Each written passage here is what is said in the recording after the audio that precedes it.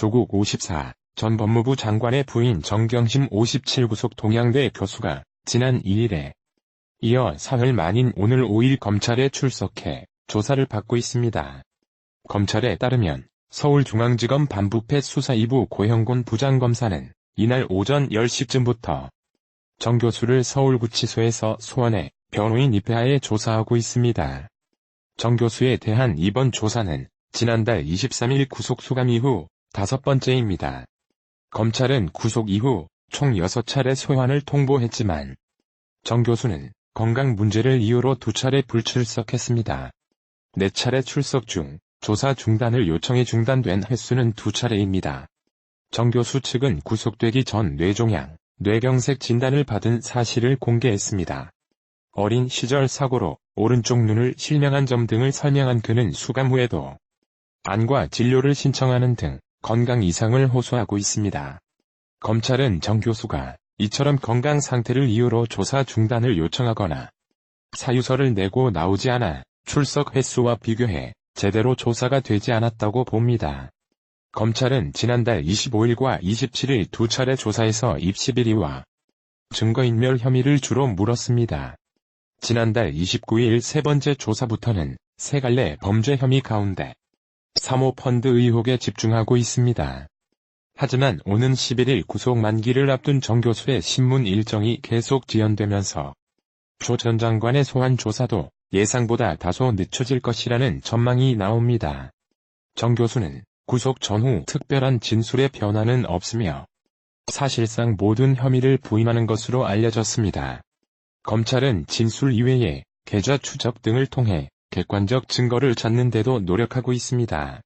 검찰은 이날 조사에서도 투자금 출처 등 사모펀드 의혹과 관련한 사실관계를 확인하는 데 초점을 맞출 것으로 보입니다. 검찰은 WFM 주식 처명 거래 등 구속영장에 기재한 범죄 사실과 함께 2017년 7월 사모펀드 출자 이전 정 교수의 주식 투자 전반을 살펴보고 있는 것으로 전해졌습니다. 정 교수는 가로등 부품 생산업체 아이사 주식 1만 2천 주를 갖고 있다가 조 전 장관이 청와대 민정수석으로 근무를 시작한 이후 처분했습니다. 코스피 상장사인 화공약품 제조업체 비사 주식도 9천여 주 보유한 적이 있습니다.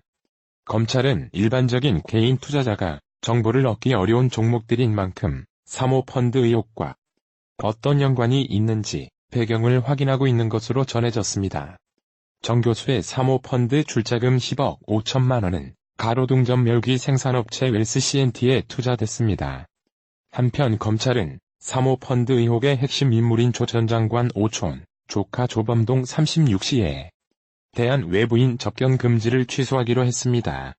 검찰 관계자는 오늘 법원에 피고인 접견 등 금지 취소 청구서를 냈다고 밝혔습니다.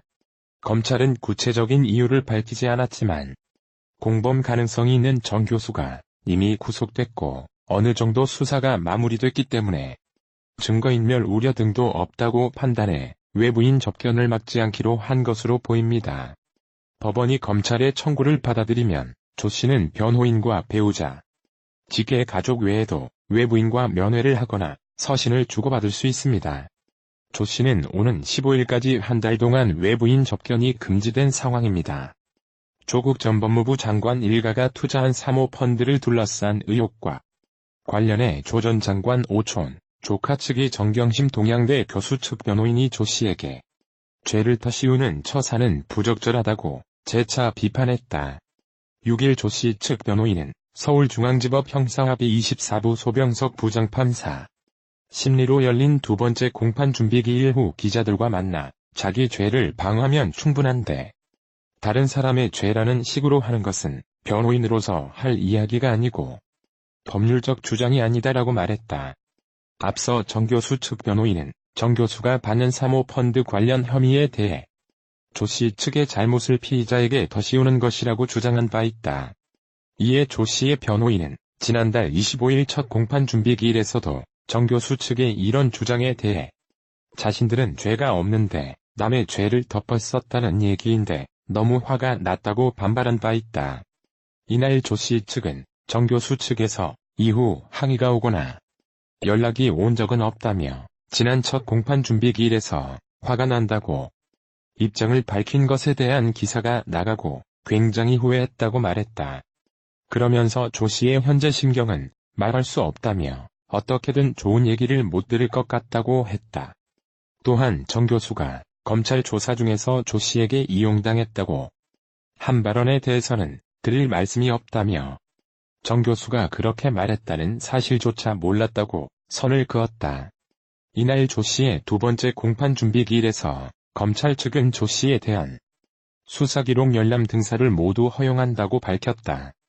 조 씨 측은 총 2만 페이지 분량의 34권짜리 수사기록 중 22권만 받았는데 아직 검토하지 못했다며 검찰 측에서 이르면 오늘, 늦어도 이번 주 안에는 다 주지 않을까 생각한다고 설명했다. 이어 계좌번호, 개인정보 등이 가려져 있어 조사에서도 볼 수 있는 부분이 절반 정도밖에 안 된다며 인물을 A, B로 표시해둬서 변론권 행사에 어려움이 있을 수 있을 것 같다고 덧붙였다. 접견 금지 사유 해소에 대해서는 고맙긴 하지만 면회를 올 사람은 어차피 친척, 형제로 한정되어 있다고 밝혔다. 검찰은 조만간 조 씨 측의 수사기록 열람, 복사 요청에도 응할 방침입니다. 조 씨 측은 이미 방어권 보장을 이유로 1심 재판부인 서울중앙지법 형사합의 24부 소병석 부장판사의 수사기록 열람, 복사를 요청했습니다.